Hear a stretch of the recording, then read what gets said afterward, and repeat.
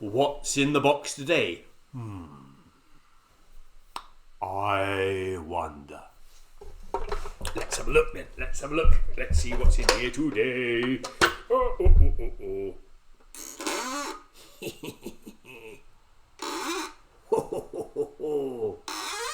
I was wondering when that was going to happen. I was wondering when it was time for this.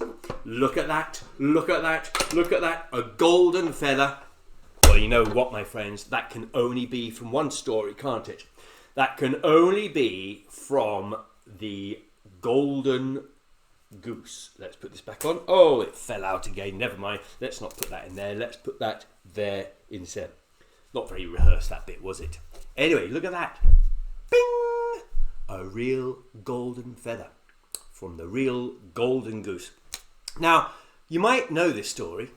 And if you do know the story, I'm going to apologise in advance because I'm not telling the entire story. This story is a bit as if it's in two sections, okay? The first bit is about that long, the second bit is about that long. But that bit there is very similar to a story I'm going to be doing next week. So I'm going to do this bit here as one whole story. I hope you don't mind, and any story purists, please forgive me. Please allow me to have some more water as well, please, story purists. So, of course, once upon a time, there was a house. And in that house, there lived the parents, a man and a woman, and their 3 children, their 3 boys. Jiminy was the eldest, Geronimo was the middle one, and Jack was the youngest. Now, Jiminy and Geronimo, they used to tease Jack about everything. In a way, they were a bit like Ugg, Bug and Doug. Do you remember those 3 cavemen from the caveman story that I told a couple of weeks ago? And Ugg and Bug always used to pick on Doug.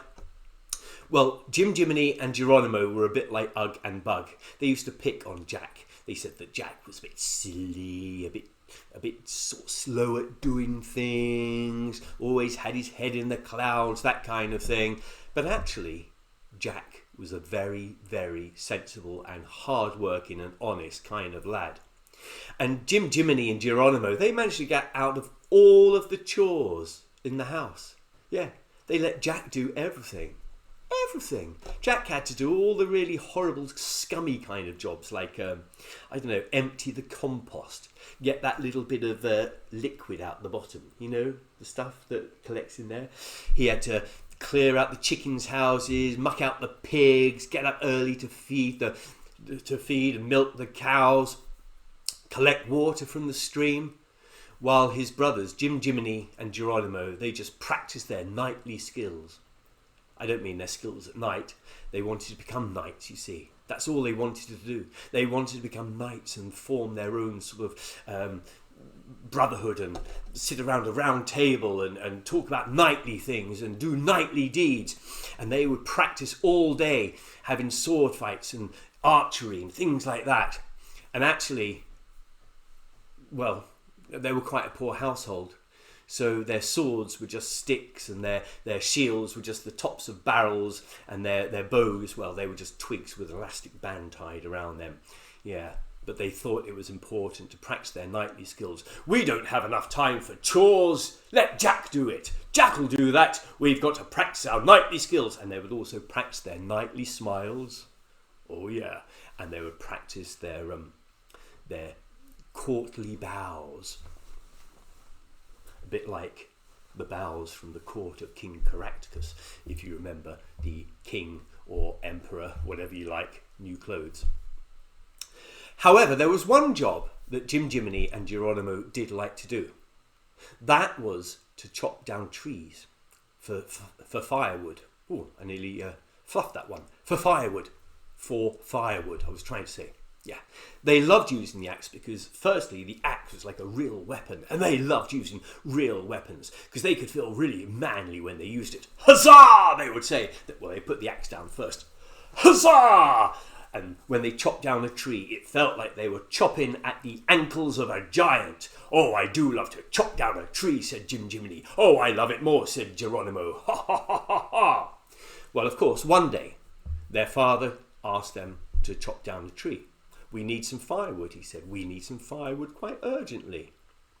I'll go, said Jim Jiminy. I'm the oldest and the strongest and the bravest. Ha! Nothing scares me, and I know how to handle an axe like crazy. I'm so good with an axe. We've got axes, we've got all kind of axes. He sounds like a certain American president, doesn't he? We've got the best axes in the world. Anyway, he wanted to go and be the first to chop down a tree. Now, the forest was about an hour away. And he said, Mother, I know I'm going to be hungry. I'm going to need to keep my strength up because I need my strength for my knightly skills. When I come back from chopping down the tree, I will need to practice my archery even more and practice my sword fighting even more. So I will chop down a tree and we'll send Jack along a bit later to pick up all the wood, but I will need a massive picnic. So, of course, his mum liked to oblige, and she started to pack pies and pastries and cake and ginger beer and put it in a basket for Jim Jiminy. Oh, Mother, do I have to have it in a basket? That's not very knightly. Can I have it in something manly? Something like a rough sack made of Hessian. I can sling it over my shoulder and say huzzah to anyone who happens to see me. I don't want to carry a basket. I'd look like Little Red Riding Hood. Okay, said his mother, and put all the food into a Hessian sack. Well, Jim Jiminy, he felt very, very manly indeed. He swung his axe over one shoulder and the sack over the other. He looked a bit odd like this. He looked a bit like some kind of weird bird. But anyway, he walked all the way for an hour to the woods. Well, of course, when he reached the woods, he was feeling a little bit peckish. So he sat down on another tree stump, I should say, not tree trunk, tree stump. Sitting on a tree trunk would mean you'd have to have anti-gravity shoes, wouldn't you? So he sat on a tree stump and started to pick at the food. When all of a sudden, I think you know what's coming. Hello, it's me, the guardian of all the trees. Oh yes, I'm the little man whose accent goes all over the place. My accent goes up, my accent goes down, my accent goes round and round and round. I really don't know what part of the world I'm from, but who cares? I'm the little old man to protect the trees. Now, do you have any food? I'm the little old man. I'm a little bit hungry. Yes, a little bit hungry and a little bit thirsty. Do you have any food in that sack? Some food. I'm rather hungry. Please, can I have some food? No way, said Jim Jiminy. How dare you ugly little ragamuffin? How dare you ask me? I've got to keep my strength up. Look at these bad boys here. I've got to keep them full of iron. My goodness me. This doesn't come easily. I've got to eat all this food and more. If there was more, I would eat the whole lot. Ha! Watch. And Jim Jiminy, he picked up the axe and he was about to cut down the tree while the little man just looked on like that. And Jim Jiminy, he swung the axe and ow! He hit himself on the arm, which is incredibly difficult to do, seeing as he had both hands on the handle at the same time. But anyway, the strange little man just laughed and disappeared in a puff of green smoke. Oh, said Jim Jiminy. Oh, my arm. And he left the axe and he left his picnic and he ran all the way home to his mummy. Mummy, I've cut myself. Look, mummy, blood. Oh, I'm going to faint. It wasn't very deep at all. So his mum said, there, put a plaster on it. But Jim Jiminy then went off sobbing up in his bedroom. Well, of course, then the second brother, Geronimo, came along and said, Father, allow me to continue with my elder brother's finest work. I shall be brave. I shall go into the woods. I shall find the axe that he left there, and I shall continue with his fine and excellent work. But I'll need to keep my strength up because I'm going to have to practice my knightly skills when I come back. I need to keep my strength up. So, Mother, please, another picnic, and can I have it in a manly Hessian sack as well? I don't want that basket, honestly. Well, I have to say, his parents sometimes wished that he didn't talk like that, but he was practicing to be a knight, so they could forgive him, I suppose. So his mum packed him a really delicious picnic, put it in a Hessian sack, and he slung it over one shoulder, and he went off to find the axe where Jim Jiminy had left it. Well, he walked for a whole hour, because that's where the woods were, reached the woods, But before he found the axe, and before he started to chop down a tree, he thought, oh, I'm going to need to refresh myself. So he took some ginger beer out of the sack, and he was about to start on some food when... Hello, hello, hello, it's me again, the little old man, yes, the man with a voice who goes up and down and up and down and up, and an accent that goes round and round and round and round. I really don't know what part of the world I am from, but I'm the protector of all the trees, and I'd like to say I'm feeling a little bit hungry and a little bit thirsty, a little bit hungry, a little bit thirsty. I don't suppose you've got any food in that sack. My goodness me, I am so hungry. How dare you, you rapscallion, you ugly little fool of a man. How dare you ask me for some food? I've got to keep up my knightly skills. Look at these bad boys. They need lots and lots of feeding. My goodness me, I can't afford to give you any food. How dare you? And watch me. Look, watch how strong I am. And he picked up the axe and he went to swing it to chop down the nearest tree, and ow! He missed the tree and he managed to cut himself in the leg. And the little man disappeared in a puff of green smoke. Well, Geronimo went running all the way back to his mummy. Mummy, cut myself, blood. I'm going to faint. Mummy. It's just a little cut, dear. And she put a sticky plaster on it. It's about that big, the cut, that was all. Put a sticky plaster on it. But then Geronimo had to go up to his room, and Geronimo and Jiminy, they finished off all the food in the house because they had to comfort eat in their convalescence. Yeah. Well, of course, then Jack came along after painting the house and retiling the roof and emptying the well of any kind of sludge. Father, allow me to cut the wood. Oh, Jack, you've never used an axe in your life. Come on, they're the practical ones. Really? Thought Jack. Okay, that's a bit rich. Oh, go on, Father, said Jack. Allow me. I'll find the axe and I'll find the 2 Hessian sacks and I'll bring them back and I'll bring back the firewood. Come on, it's going to be cold tonight. Well, eventually his father allowed him to go. Oh, I don't suppose I can have a bit of food as well, can I, Mother? Well, unfortunately, Jiminy and Geronimo had eaten everything in the house, and all that was left was a bottle of water and a curly crust of bread. Oh, I'm sorry, Jack, said his mother. That's all we've got. I'll stick it in a paper bag, shall I? That's all right, Mother. Don't you worry. Well, Jack put the paper bag into his pocket and he walked the 1 hour to the woods. Well, there he found the axe. There he found the 2 sacks and a few sort of morsels of food left on the floor. But he thought, it's a hot day, I'm just going to have a little sip of water before I start my work. So he sipped on his water, picked up the axe, but then, before he cut anything down... Hello, it's me again, the little old man, whose voice goes up and down and up and down and up and down, whose accent goes round and round and round. I really don't know what part of the world I am from, but I am the protector of all the trees. And now listen, my friend, I don't suppose in your paper bag there you've got any food. I'm a little bit hungry and a little bit thirsty, Can I possibly have a morsel of food? Of course, said Jack. Of course you can. But I'm afraid this paper bag has only got a curly crust of bread in it. And I've only got a bottle of water. But I'll gladly share it with you. But when he opened up the paper bag turned into a magical endless sack. And it was full of the finest food. Pies and jellies and ice cream and pizzas and spaghetti bolognese. Yeah, all kind of things. And the bottle of water turned into the finest sparkling wine. And there was milkshake and lemonade. And he and the little old man, they had a delicious, delicious meal. And at the end of their delicious meal, the little old man spoke to Jack.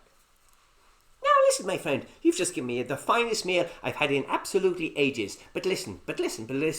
Please don't chop down any old tree in this forest. Please. I beg you. Pretty please, with the cherry on top.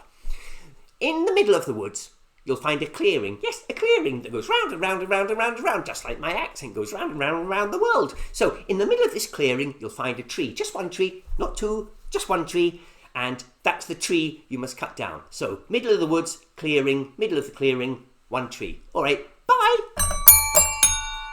And the strange little man disappeared in a puff of green smoke. Well, Jack thought it was a little bit odd because there were trees all over the place, but he was an honest sort of lad. So he walked into the middle of the woods, found the clearing, and in the middle of the clearing was quite obviously a single tree. He took the axe, he started to chop down the tree, and he chopped, and he chopped, and he chopped, and he chopped, and he chopped. And when the tree fell over, hold on, bit of Foley sound effects coming up. There, on the tree stump, was a golden goose. Wow, thought Jack. That's incredible. But he thought, if I leave you here, you're probably going to get eaten by a wolf or a bear or a lion or a tiger or a dinosaur or something like that. I better take you back to safety. Then I'll come back and fetch all the wood, or chop this one up and fetch it. So he tucked the golden goose under his arm and he went on his way.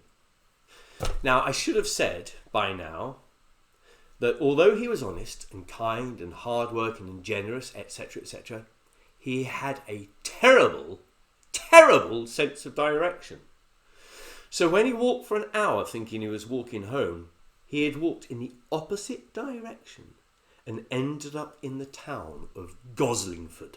Yeah.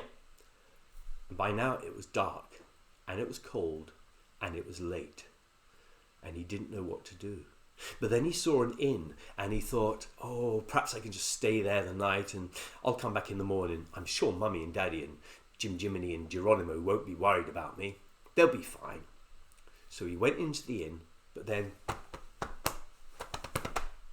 realised he didn't have any money on him at all. But the golden goose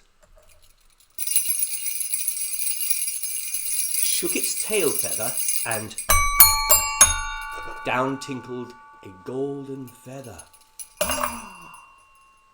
Here you are, innkeeper. Now, luckily, in those days, innkeepers accepted all kind of payments. Euros, dollars, pound sterling, yeah, yen, credit cards, and of course, golden feathers. Well, that was lucky for Jack, wasn't it? So Jack had a fine meal, and the goose was next to him at the table, and the goose had a great big bowl of mushy peas. Yeah, delicious. Gooses love gooses. What is the plural of goose? It's not gooses, is it? It's geese. But then, hang on, what's the plural of moose? Moose is not meese, is it? It's mooses. So I wasn't too wrong by saying gooses, but anyway, I'm digressing here. So, the moose, it's not the golden moose, is it? The golden goose. The goose had his nice plate of mushy peas, and then yawned Jack, and yawns the goose, and they both went to bed. Jack had a lovely bed all for himself, and he made up a little nest out of duvets, pillows, and his jumper for the golden goose. But, oh dear me, the innkeeper's daughter, it's always the innkeeper's daughter, isn't it? The innkeeper's daughter, Mildred. She was a little bit greedy, and she had noticed that Jack paid for his room with a golden feather. And she thought, as she stroked her beard, I wonder. That goose must have at least 572 golden feathers on it. 572 golden feathers would buy me lots and lots of lovely, lovely things. I think I'm going to steal that goose and pluck it bald. So she asked her two friends, Prunella and Chardonnay, to help her. Oh, I don't know, said Prunella. Oh, I'm not sure, said Chardonnay. Oh, don't be such sissies, said Mildred. You're always the spoil sports, you two. If you're lucky, I'll give you a golden feather each. After we've plucked it bald. Oh, okay then, said Prunella. Okay then, said Chardonnay. So they waited outside Jack's room, and they waited until they could hear him snoring loudly.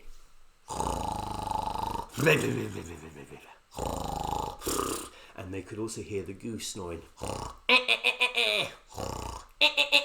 That's how geese snore. Yeah. Well, in those days, people didn't lock their rooms. Mildred opened up the door, and there, asleep on its lovely nest of duvets, pillows, and jumpers, was the Golden Goose. Well, she went to grab the goose by the foot, but her hand slipped, and she touched the tail feather of the goose, and the goose woke up, which woke up Jack, and Jack was rubbing his eyes, but then Prunella said, "Quick, hurry up," and touched Mildred on the arm. And Chardonnay said, someone's coming, and touched Prunella on the arm. And then they realised all three were stuck to each other. Chardonnay was stuck to Prunella. Prunella was stuck to Mildred. And Mildred was stuck to the Golden Goose. Well, Jack just wiped his eyes and smiled and said, "Oh, hello, young ladies. How are you today? It's nice of you to make such a fuss of my goose. Thank you." And he grabbed hold of the goose, which was still attached to Mildred, put it under his arm, and just walked out the inn with Mildred, Prunella, and Chardonnay all stuck to each other. And they were so flabbergasted, good word that, isn't it? They were so flabbergasted that they could not speak at all. And they just walked out of the inn and walked into the centre of the town like this. My goodness me. And all the while, Jack just smiled, and went on his way without a care in the world. Well, they walked along like this. Jack, Golden Goose, Mildred, Prunella, Chardonnay, right into the centre of the town. And everyone just stared at them. They stopped and stared. They couldn't believe their eyes. What a strange sight. And at first, when they saw these three girls following this man, who just was actually quite handsome. Jack, I didn't mention that before. Jack was a pretty handsome kind of lad. Yeah. When they saw these three girls, these three young ladies following this handsome lad, they thought, my goodness me, he must be a rock star. Although rock stars weren't really a thing at that point. Or maybe he's a knight, a famous knight. Maybe these girls want to get his autograph, or maybe they want to take a selfie of themselves with him. Hang on, what's a selfie? Oh, I don't know, it just came to me, that word. What's a selfie? And when they saw what he was carrying, this golden goose under his arm, they thought, wow, that must be a clutch bag that only the rich and famous, only rock stars, only really, really rich knights can carry around. I think I saw Kanye West wearing one, holding one of these the other day. Well, the priest wasn't impressed.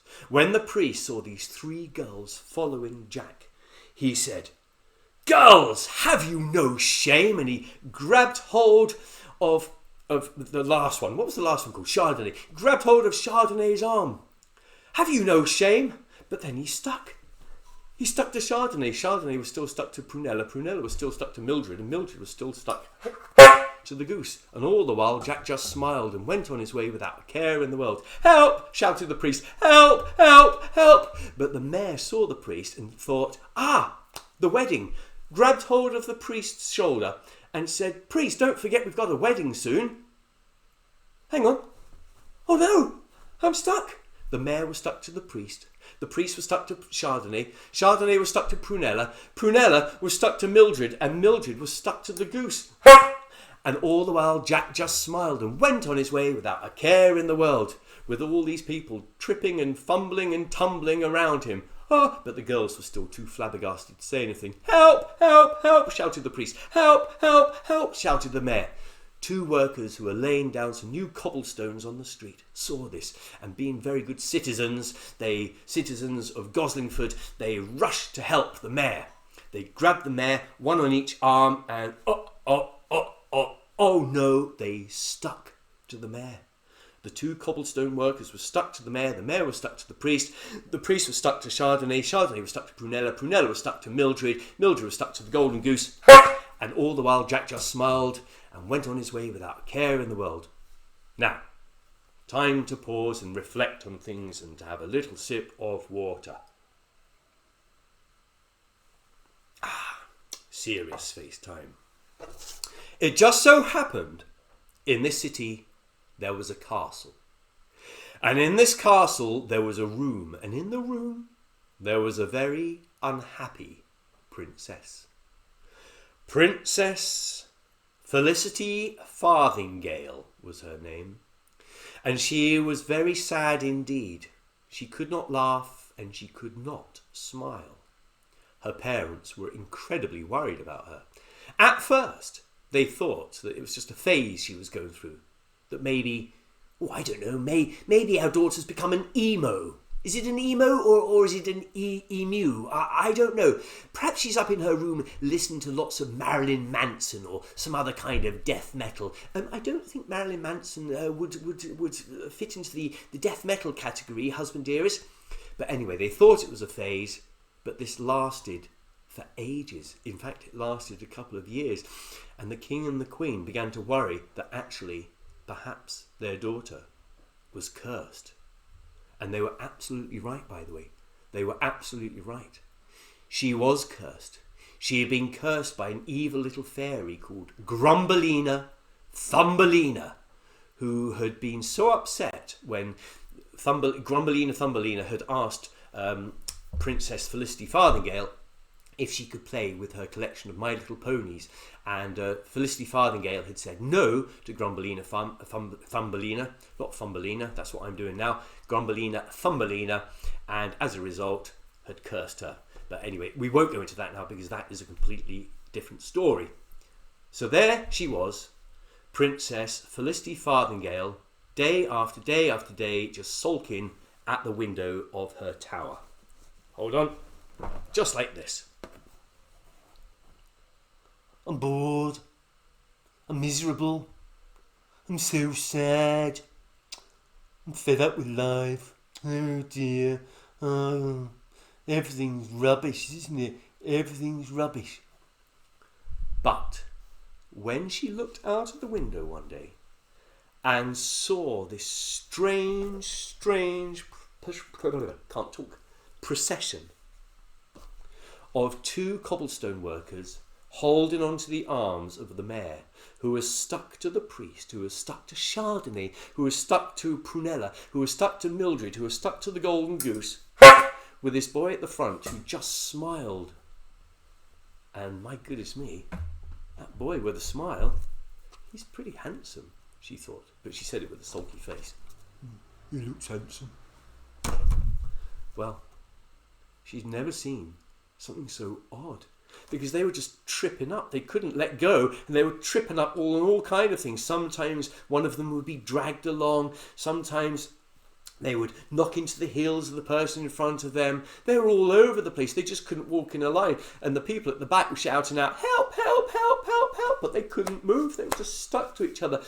And she thought, I've never seen something so odd. In fact, I don't think I've ever seen anything so amusing. In fact, I don't think that I've ever seen anything so funny. And she started to laugh. At first it was just a snigger. And then the snigger became more of a laugh. And then the laugh became a guffaw. Look at that. Look at that. That's amazing. That's so funny. And she burst out laughing, and her curse was broken. Her curse was broken. And because she laughed, the curse of the Golden Goose was broken. It turns out, by the way, that Grumbelina Thumbelina had cursed the goose at the same time, had made things stuck to the Golden Goose. Well, everyone in the trail bumped into each other. Yeah. Mildred fell backwards and knocked into Prunella. Prunella fell backwards and knocked into Chardonnay. Chardonnay knocked backwards, fell into the priest's arms. The priest fell backwards, fell into the mayor's arms, and the mayor fell backwards, and the two cobblestone workers fell flat on their backs. It was so funny to see that. And all the while Jack just smiled and went on his way without a care in the world. Well, when the king and the queen heard that their daughter was laughing, they rushed in and they could see her, and she was rolling about on the floor and tears were streaming out of her eyes. That was the funniest thing I've ever seen, and they were so relieved. They went down to fetch Jack, and they brought Jack into the castle and said, Jack, I don't know how we know your name. It's incredible. It's written on that on your T-shirt there. Jack, you're such a fantastic lad.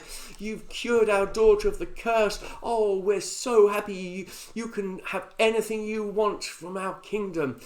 I'll reward you with anything.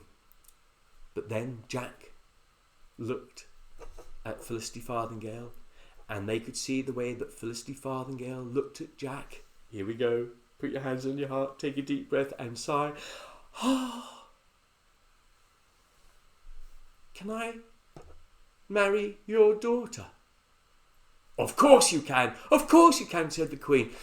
Oh, of course he can, said Felicity Farthingale. Now I know that makes Jack and Felicity Farthingale seem incredibly shallow. I mean, they've only just met. I mean, come on, let's get real about this. But actually, this story is going on a bit, and I really want to get a cup of tea. So they married that very afternoon, and Jack gave the Golden Goose to the king as a pet. And every day the king let the Golden Goose swim around the castle in the moat. And he never did give the goose a name. If you can think of a name for the goose, I'd love to know. And as for Jim Jiminy and Geronimo, well, they're still practicing their knightly skills to this very, very day. Now, as I said, my friends, that was 2/3 of the story. I'm not going to tell you the rest of it, but the rest of it is very similar to a story I'm going to be telling you next week. And I think you can be the ones to work that one out. Haha, that's your homework, isn't it? Anyway, my friends, if you like that story and you want to download some more or get some CDs, please visit our website, and there's music on this with the marvellous music of Martin Thornton. Please stay safe, please stay happy, please look after each other, stay healthy. TTFN. Bye.